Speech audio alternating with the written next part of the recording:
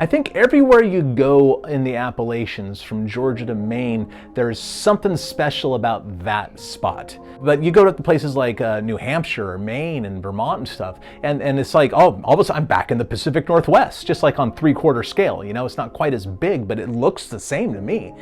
New Hampshire, in my opinion, is really where it starts getting interesting on the East Coast there, traveling north. You know, everywhere north of New Hampshire is pretty much wildlands, essentially. And New Hampshire is right when you start getting that taste, you know, those really big mountains, those really inaccessible, you know, valleys in between them, those narrow river valleys with the rocks tumbling. Like, that is the spot where I think all the magic starts to happen in the Northeast.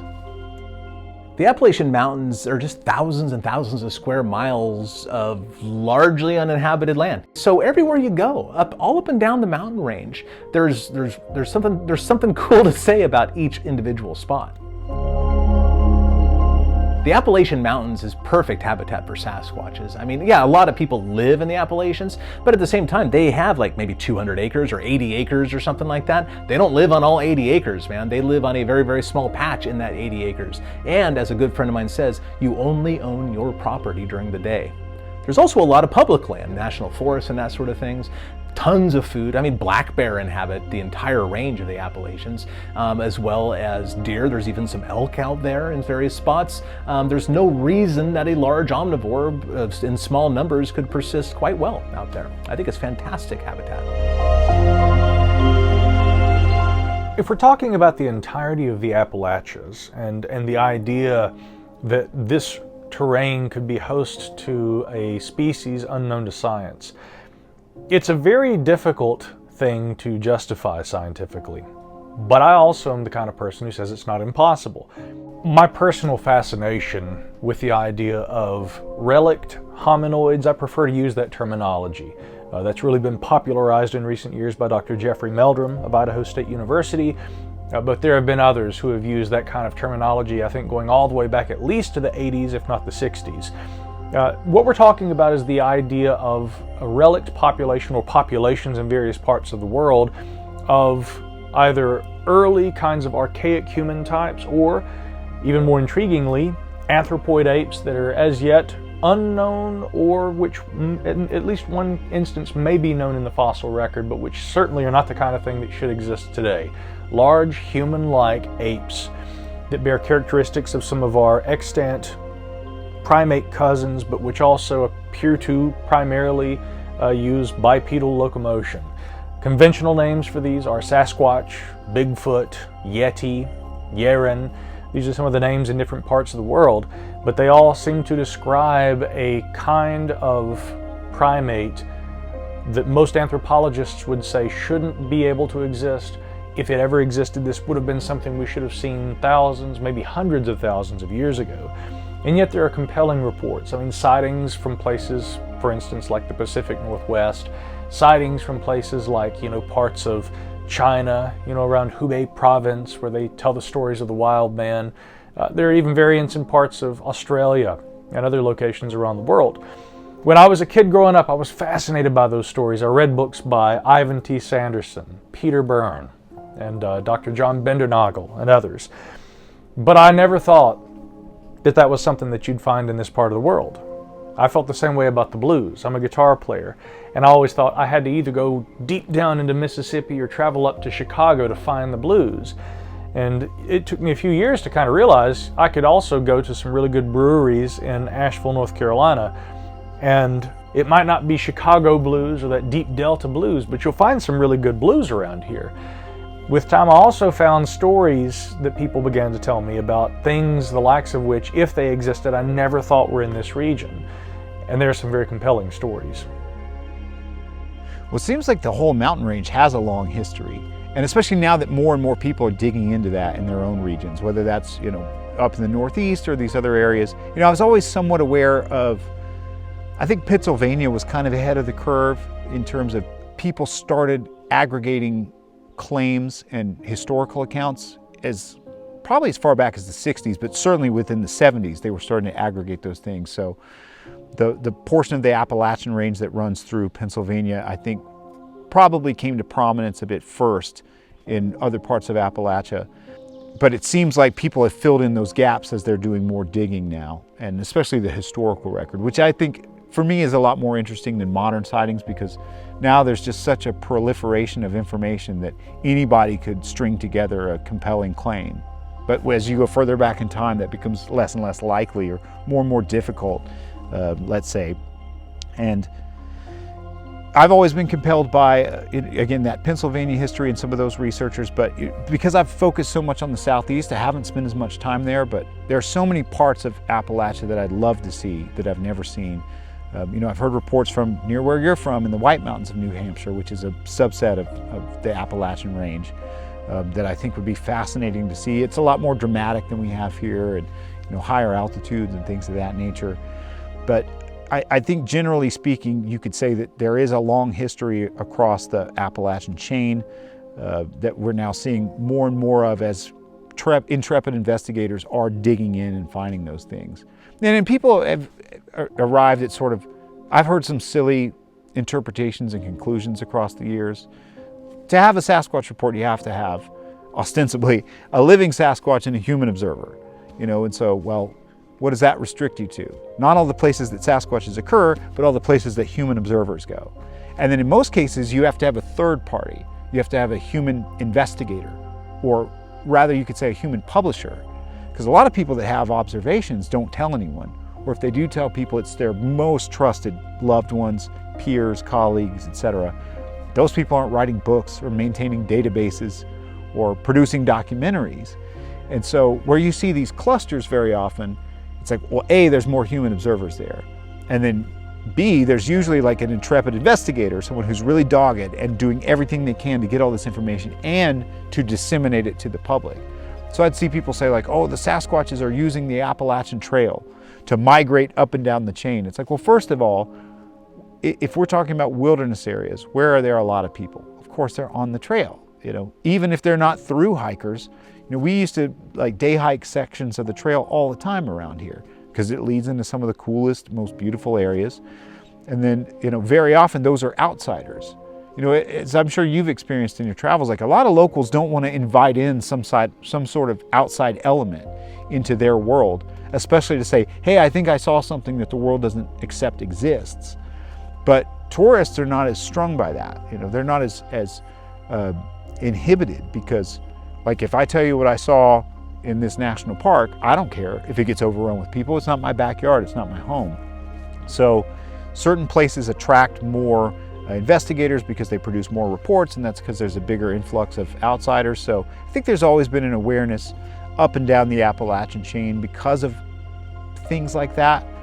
But I think it's led people to make some really prematurely silly conclusions about the nature of the phenomenon and the way it behaves across this mountain chain. And I think there's a lot left to learn about the history of Sasquatch sightings in Appalachia, and then if these things exist, how they exist within Appalachia. I think it's important to remember that there are so many sightings on the Appalachian Trail because that's where a lot of the people are. There's a lot of people out in the backcountry there.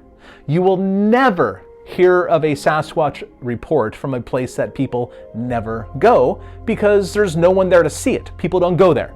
So you obviously would get a lot more reports from places people do go if there are Sasquatches there. And the Appalachian Trail goes through some very, very wild areas. It also goes through neighborhoods. But in those wild areas where Sasquatches are more likely to be, there's also a person that is more likely to be there because of the Appalachian Trail. I don't think there's anything special about the trail. Well, I take that back. The trail is probably put there at a pathway of least resistance. I think animals like that. I mean, humans do. We're animals. We put the trail there for that reason. But other than that, there's really nothing special about it except for people go there. And Sasquatches are sometimes there too. When we look at the entire Appalachian mountain range, I look at this in two ways. One part of me says this is the kind of rugged terrain that could be home to an unknown species, and especially an intelligent one that may be extremely wary of humans. There are certainly places where a creature like that could subsist and it could remain essentially unknown to humans.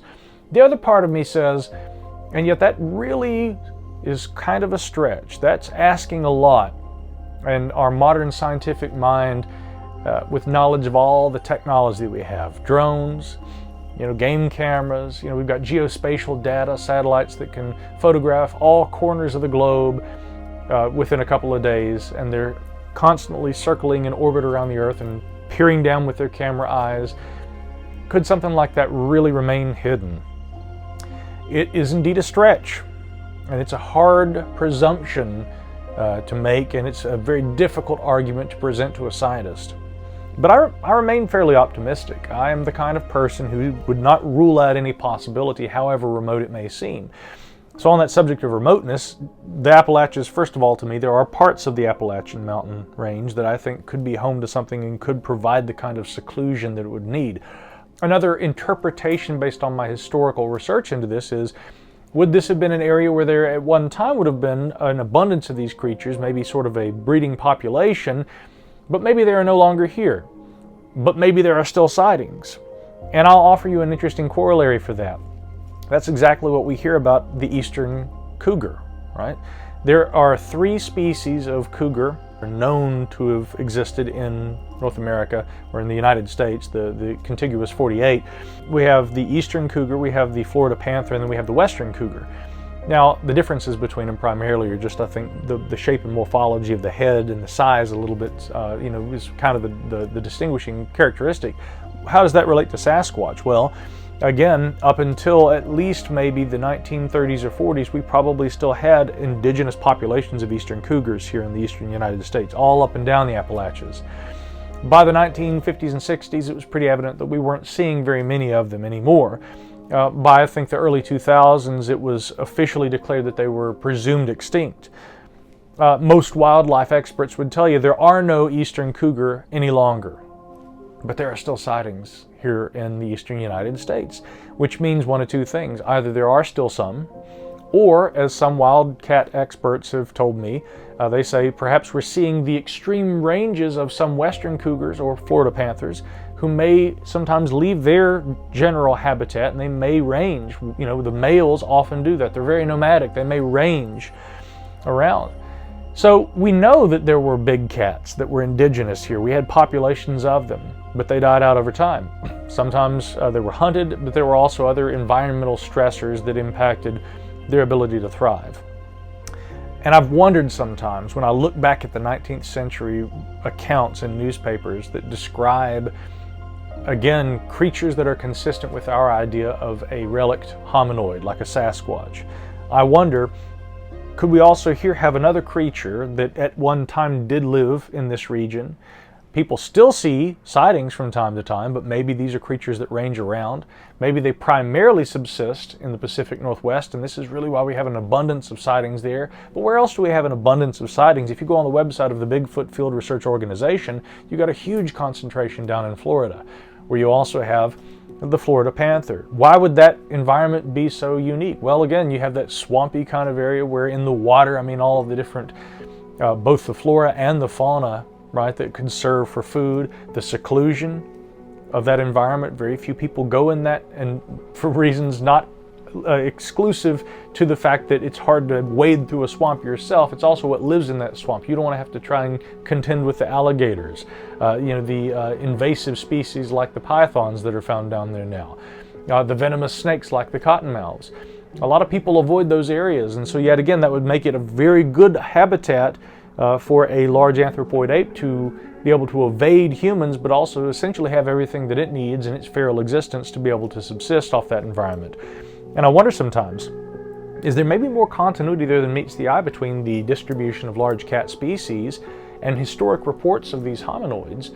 I don't doubt that people still say that they see these things around here. Do I get a lot of modern reports of sightings of, wild men, as people might call them, around here? Not at all. But I've definitely had historic sighting reports, as I've shared. And you can look back in the history and you find a lot more of them in the historic record. And so I do think sometimes we may be looking at not so much a population in decline. A lot of my colleagues, I've talked with Cliff Barackman about this, he says, I don't think that there's a population in decline. These things are ubiquitous. Again, you do see a lot of reports. You do hear a lot of sighting reports. But I would contend that, to me, the most convincing sighting reports do come from out there in that part of the world where Cliff works and does most of his work, there are some sightings that are really good ones in this part of the world, but I don't think that it's as prevalent as it once was. And I think that we could maybe, if my theory is correct, we can attribute that to some of the changing dynamics in terms of, urbanization, populations, human populations on the rise. We see the equivalent decline in populations like the eastern cougar, but certainly there are still big cats that are seen in this area. And then there are the sighting reports of other kinds of large cat species, which may not be as well known to science. We get a lot of reports of these large black panthers. There's still some theories about what those may be. But again, that's another interesting point to me, because it suggests that there are large carnivorous animals that are seen, sometimes photographed and filmed. Wildlife experts don't know exactly where they come from or what they're doing here and what that means. Are they escaped exotic pets? Are they, again, well outside their normal territory, but are they, far north ranging jaguars? What are we dealing with? Are these actually cougars that go through a sort of a color morph like jaguars are known to do, and some lynx are known to do? There was a Canadian lynx that was photographed a few years back that was, completely black. A lot of these cats go through this kind of a color morph. So again, these questions come to mind. Maybe there are some large creatures in North America that remain as yet undetected, unrecognized even by science in the case of Sasquatch. But there could be a lot of shifting dynamics that account for where they're seen, why they're seen, and temporally why they were seen more at some times than at others. If you look to black bears for an analogy, because I do think they're analogous mammals, at least to what the Sasquatch has been hypothesized to be. If we take all the observation claims and we sort of infer what kind of animal this is, they seem to be large omnivorous mammals, right? And so what other large omnivorous mammal do we have around? The black bear. So when you look at the black bear population density in places, because an animal's home range is only going to be as large as it needs to be to sustain that animal. So if a place is very productive, as a really bad analogy, if your local grocery store carries everything you need, you only need to go to your local grocery store. But if you need this and this and that, and you've got to visit many other places to have your needs met, your range is effectively so much larger versus if one place is very productive. So when you look at southern Appalachia, the average adult male black bear, which weighs about 250 pounds, has an average home range size of 16 to 18 square miles. And the female is usually like about 4 to 6 square miles, give or take. And so as you go into other parts of Appalachia, that changes significantly. Parts of Pennsylvania, their home ranges are about 35 square miles, which means that about 35 square miles of that habitat is required to produce what only 16 square miles of southern Appalachian habitat produces. But then you go out in the Intermountain West and it's much, much larger because the resources are so much more widely distributed that very often their black bears might have a home range of like 75 to 100 square miles of what southern Appalachia produces with a much smaller space. In the Pacific Northwest, it might be like 50 to 75 square miles, something like that. So if we look at something like the hypothetical or the putative Sasquatch, which by all descriptions seems to be a large omnivorous mammal, obviously whatever habitat's very good for black bears would be very good for Sasquatches. And I think you could make the same sort of rough estimate that, well, if this landscape is so productive that it only requires a small space to support an individual, well, then you can support more individuals within a given region. And so you'd have a greater population density of that animal, as you see here. And so there's no doubt that across Appalachia, we've got a very dense population of black bears as compared to the Intermountain West, the Pacific Northwest, these other regions, etc. And so, it might be a little bit of like homegrown, hubris or pride or something that or just wishful thinking that I'm hoping that there are more Sasquatches in Appalachia than in other parts of the country, because wouldn't that be convenient for me? But I do think that you could draw a reasonable inference from that. At least it's a reasonable hypothesis to say that if you have more of this omnivorous mammal, you might have more of this other one. And so I don't think you could beat it. And just for me personally, being from here, I'm really in love with this sort of environment, this sort of terrain. I don't love swamps. I don't know how you do what you do in places that are overrun with gators and things like that. But also in a big, flat, swampy landscape, animals can go wherever they want. We can't, we're pretty restricted to like drier places and things of that nature. Whereas in the mountains, the terrain does a lot of the work for you. It dictates where animals will go and where certain, prey species will congregate and where bears would prefer to hang out at certain times of the year, etc. And so I just feel like this is the most conducive environment for me, but it's also home. So it's hard to like not see it as being better than everywhere else. You know what I mean? So. I'm from the West Coast, and that's new. The West Coast was settled like the late 1700s, that sort of thing. Even 1850, people were showing up out here. So we're pretty new out here on this coast. East Coast is another story. It's not like Europe or anything, but people have been back there since, forever with the native people, of course, but the immigrants who came from Europe, late 1600s. And if you look back, you can find hints that Sasquatches were around even then. Somebody sent me a book or an excerpt from a book about witches of so-and-so place up in Massachusetts, where in the late 1600s, they wouldn't go to this area because it was haunted by witches. They never see them, but rocks would be thrown at them when they went into this particular area. Well, that's a Bigfoot. Come on, get over it. And of course, back on the East Coast, there's all these old cemeteries, which is one of the cool things about going out in the woods there. You could be hiking off trail, 3 or 4 miles off trail, and stumble upon a cemetery that is not taken care of with gravestones from the early 1700s or something like that. It's a cool place, but spooky nonetheless, And I think that general spookiness gives rise to that urge in human beings for magical thinking, and they go into an area and they see something scary, or maybe they don't see it at all. They get screamed at or howled at or get the creeps or see red glowing eyes or any number of Bigfoot things, and they don't know what the heck they're looking at. So the place gets a sinister reputation, a devil this, devil that, haunted this, haunted that kind of thing. Boogeyman, which is really similar to bogey or booger, right? Booger and bogey and all those sort of things. Yeah, I think that most of that stuff is Bigfoot stuff. A perfectly normal explanation that humans like to mythologize into something larger. You see that same human behavior here in the West Coast as well, because you can look at a map and sometimes determine where a Sasquatch might be without even going there. Places like Skookum Meadows is a real big one, obviously. Skookum is, I believe, a Chinook term for big and strong and powerful, but it's also a term that is used for Sasquatches a fair amount as well. Skookums is what they're often called, and that's been the case for a long, long time. In fact, we have a journal entry downstairs, I think it's in the museum here from 1879, I think, of a white guy living in the Hoquiam area who briefly commented, yeah, got on a skookum today, but I couldn't catch up to it. It's just a term they use, right? Skookum Meadows, that's probably why it's called that. But you also look at places like Devil's Ridge or Devil's Backbone or any number of devil sites. I think those are important ones to look at too, because the pioneers, I think, generally speaking, I think it's probably safe to say, were a much more superstitious folk than we are today. Imagine going out to the woods for hunting or gathering of berries or doing whatever you do in the woods back in the 1850s or 1860s here in Oregon, at the end of the Oregon Trail, where a lot of the pioneers came from the east, right? Ended up right here.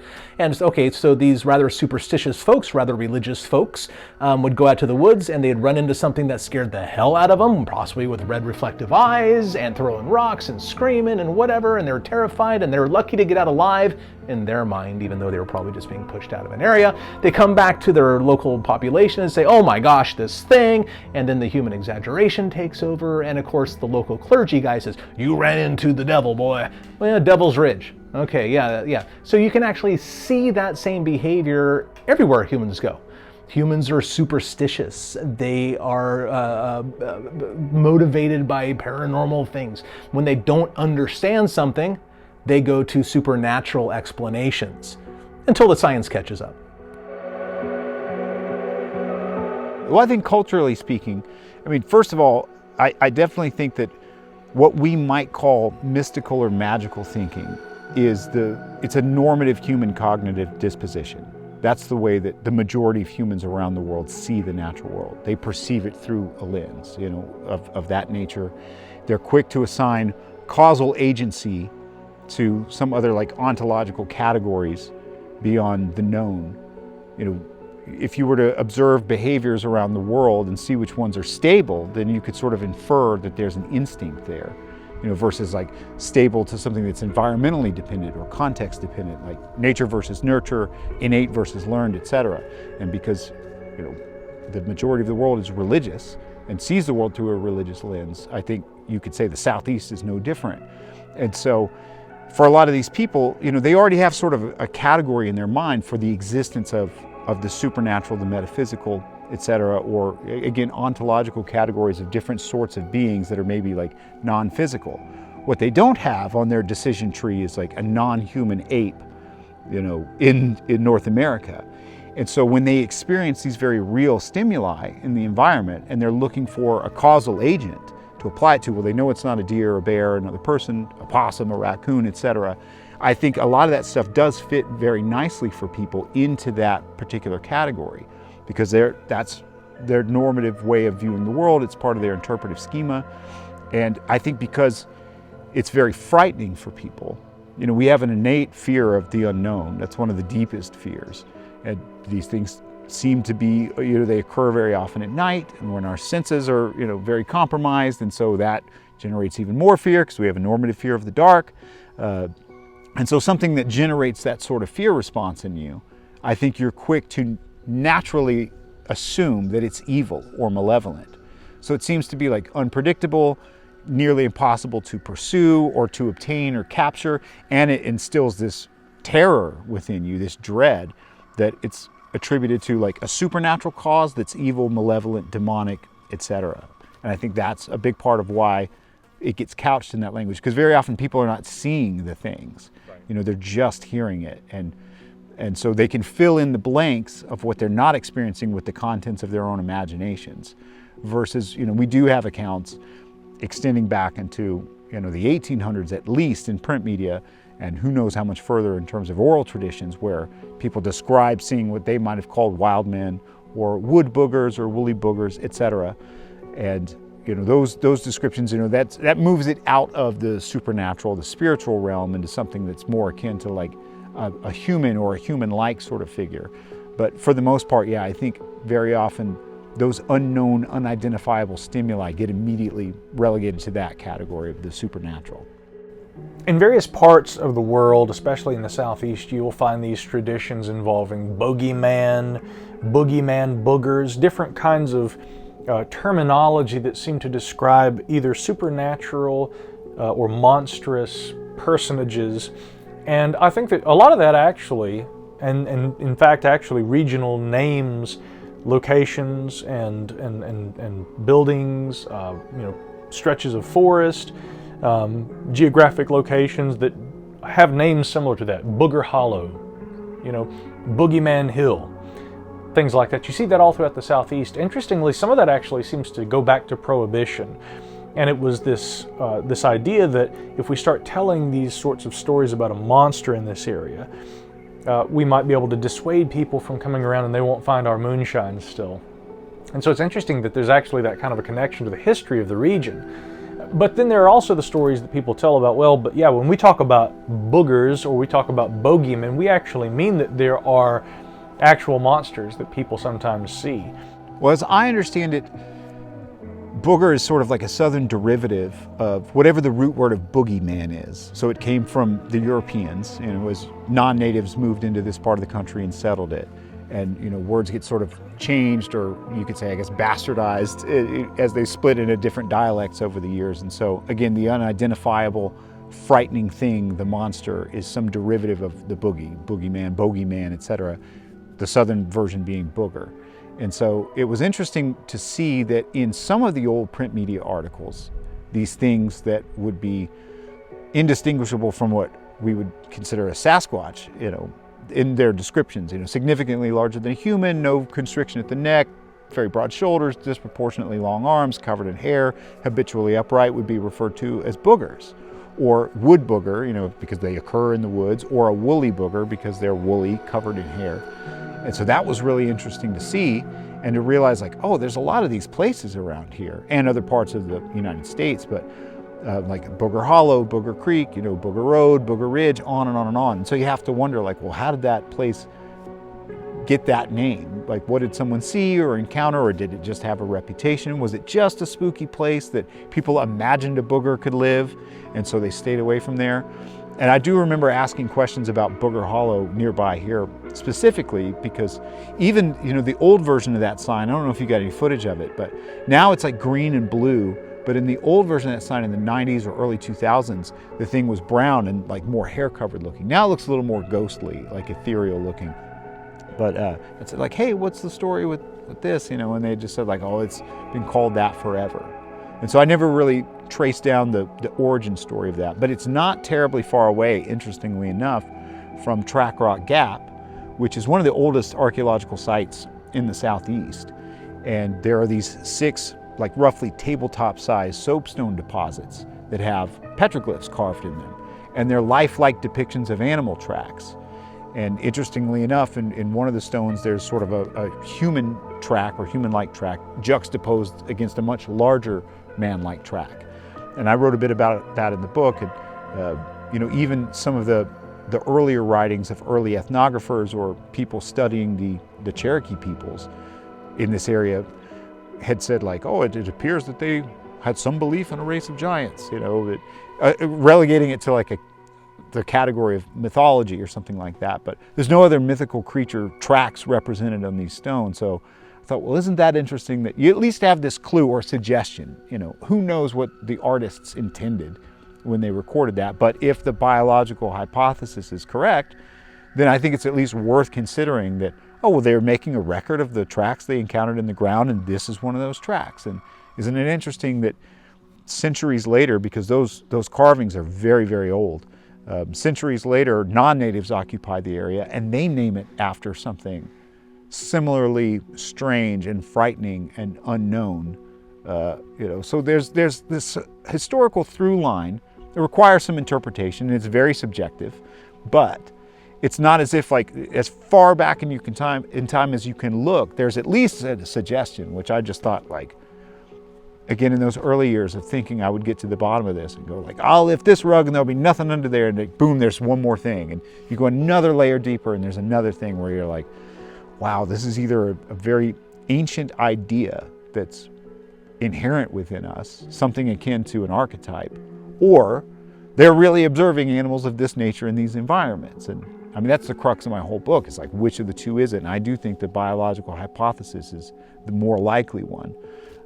And believe you me, I know that belief is not shared across many people, but it's to me, it was fascinating to see that these disparate cultures almost converge on a similar attribution of this particular place over different points in time. That, like, as non-natives essentially sought to eradicate the indigenous way of thinking and belief and supplant it with their way of thinking and belief. I don't think they would have just adopted their stories wholesale.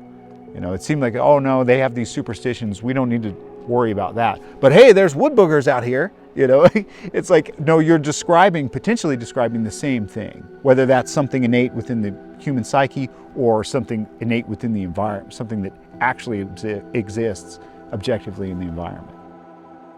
What really kind of put it all into context for me, I'd mentioned Dr. John Bendernagel and his research. There's a fascinating account from down around, I believe, High Point, North Carolina from the 19th century that he included in one of his books that described a group of hunters who encountered a 6.5 foot tall, hair-covered man.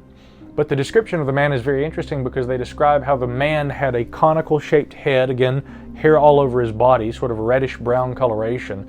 And this was essentially a feral human as interpreted by these hunters who encountered him. Doing a little deeper dive into the history of this, I actually found other, I guess you'd say, parallel sightings of this individual that were reported in regional newspapers from around that time, beyond even that famous account that Bendernagel accounted for in his books and that he wrote about. I believe my colleague Matt Pruitt also has discussed that one. And indeed, there were other newspaper accounts from the region from the preceding year and around that time that seemed to describe similar sightings. Going a little deeper, if you go all the way up to the northern part of the Appalachians in the Northeast, you find similar accounts. And in fact, some of these stories of these wild men encounters were carried in no less than the New York Times, the old Gray Lady. And to have those appear in a paper of record back during the 19th century certainly would have been newsworthy. Now, some would look back at this and they would say, well, but those are probably newspaper hoaxes, right? These are times when you're having what we would call, and some do, summer stories. It's a slow news week and they want to try and get some reads, generate some attention, so they throw in a little story about some hunters encountering a wild man.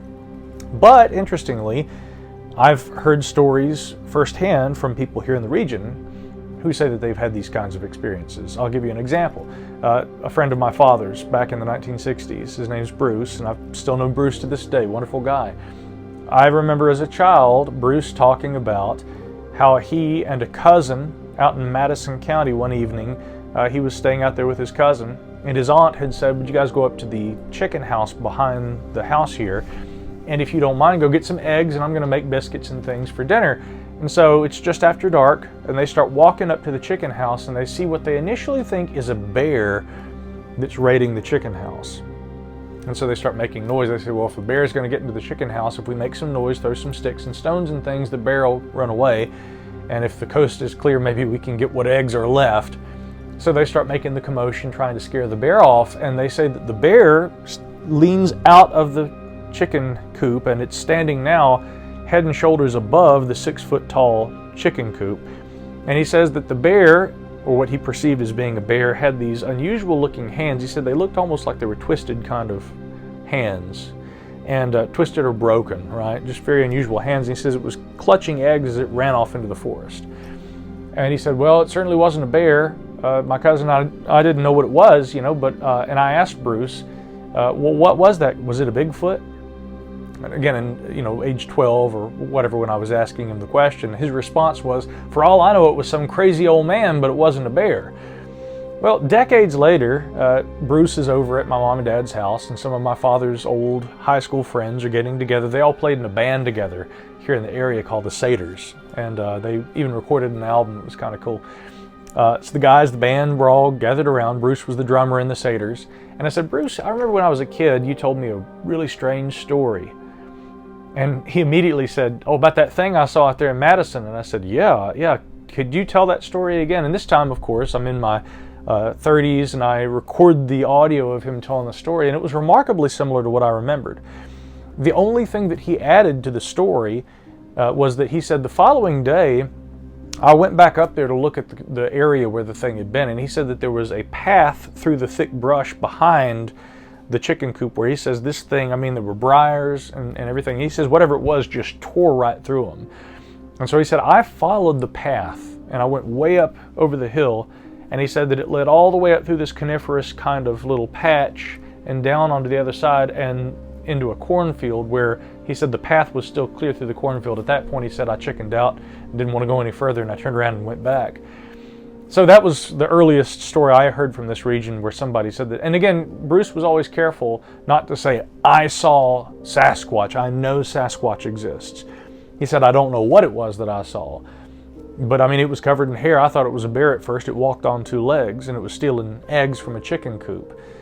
So those are some of the kind of stories, that about this region that began to make me kind of think, okay, well, is this phenomenon something that is so strictly associated with the Pacific Northwest, or historically, and maybe into at least more recent decades, as recently as the 50s and 60s, according to the accounts shared by locals with me, maybe something has actually been here that is consistent with the archetypal kind of Sasquatch of the Northwest, and really that wild man that we hear about in all parts of the world, which again to me seems to describe a relict hominoid, an anthropoid ape with human-like characteristics, but which is vastly different from Homo sapiens sapiens, or our nearest archaic hominin ancestors.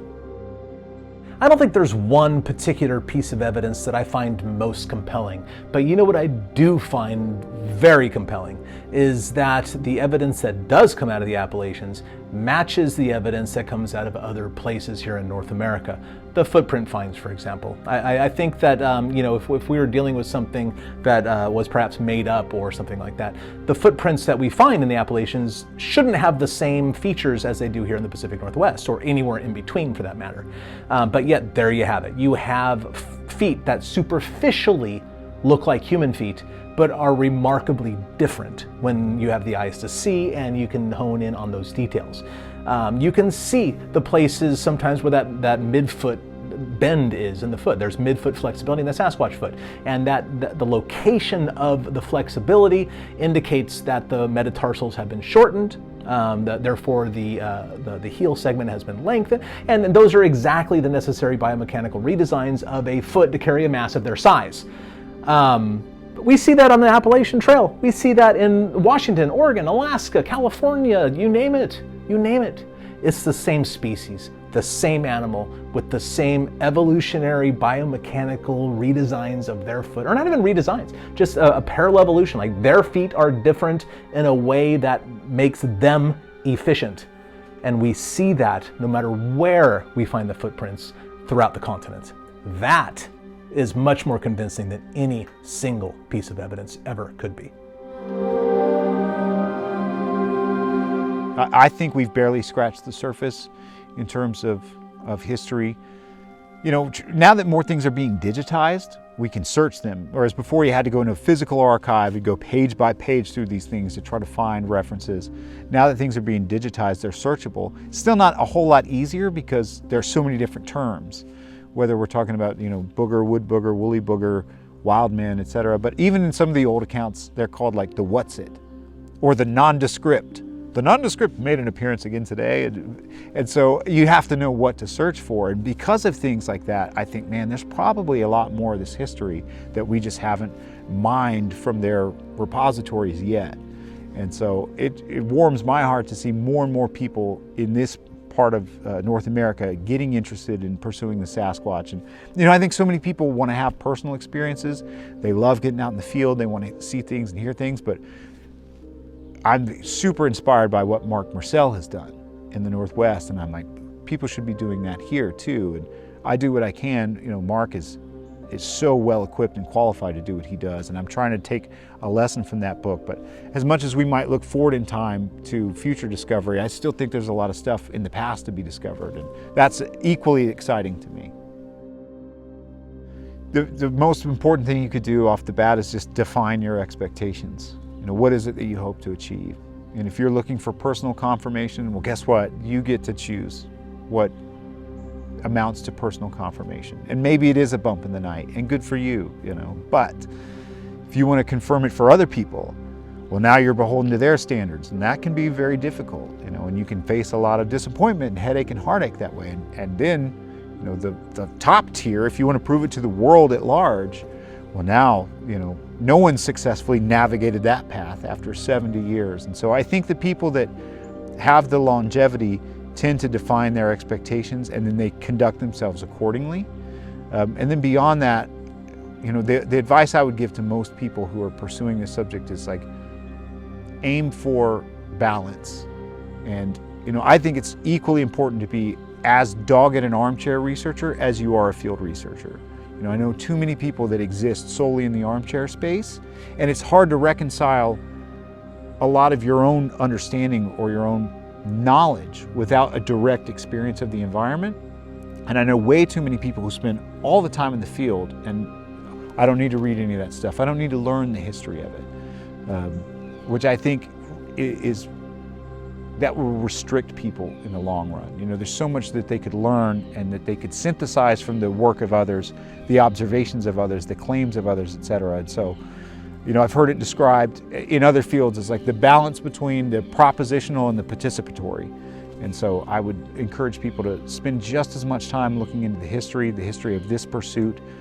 It's one thing to see a shooting star, and it's another thing to learn about the history of astronomy or other related fields and like dig into those disciplines. And I'm sort of the flip side now. Despite 20 plus years in the field, I feel like I've deeply studied the history of astronomy, but I've never seen a shooting star because I've never seen a Sasquatch. But I do think both things are important, and that's what I would encourage newcomers to do. I think it's safe to say I'm somewhat on the fence about how prevalent the presence of these creatures are in the Appalachian Mountains. But I also think that the wrong attitude to have is, well, I'm not sure if they're here, so I'm not going to waste my time. I'm not going to even bother with it. I don't believe they're here. You know, I think that we see this so often, where in science people presume this seems impossible, and therefore I'm not going to waste time with it. When you do get these really good reports from people, and again, I'll just be very clear, when I say I don't receive a lot of reports here in Western North Carolina, that does not mean that there are not people all up and down the Appalachian Mountain range that, I mean, you know, good researchers who receive reports. I mean, I know many of these people. And this is one of the reasons why, again, I respect the work of my colleagues, Dr. Russ Jones, my good friend Matt Pruitt. Matt Pruitt and I, we've gotten out in the woods together, and we hopefully will do that again later this year. Matt has had some interesting experiences himself. And although Matt, I think, arms himself with the same sort of, you know, scrutinizing toolkit that I try to carry, Matt has not only had some experiences, but he's also been told some incredible stories. And that's one reason why Matt and I will go out into the woods in Georgia or North Carolina or wherever, and we will try to find evidence. We will talk to people. We will interview people. We will get out there in the woods and we'll go to remote places and just see what happens. Because you don't know unless you look for it. And the modern scientific attitude, I'm not an anti-science person. It should be abundantly clear. I am a pro-science. And in fact, I am going to be an advocate for applying science and critical thinking and skepticism toward all these kinds of things. But the problem I do see with modern science is that we become so comfortable with our worldview. We become so certain of our limited perspective. We're so sure that our interpretation of reality is the only one. And yet there are these people who will say, but the creature came into my backyard. You know, the many people over on the eastern band of the Cherokee Reservation that I've spoken to, there have been more than one who have told me of their personal encounters, things that they have seen. When I hear those stories, I always wonder, you know, is there more to this reality? Is there more to this region than I know? And the possibility that I'm wrong, the possibility that, oh well, it seems unlikely, therefore, whatever, I'm not going to go out there.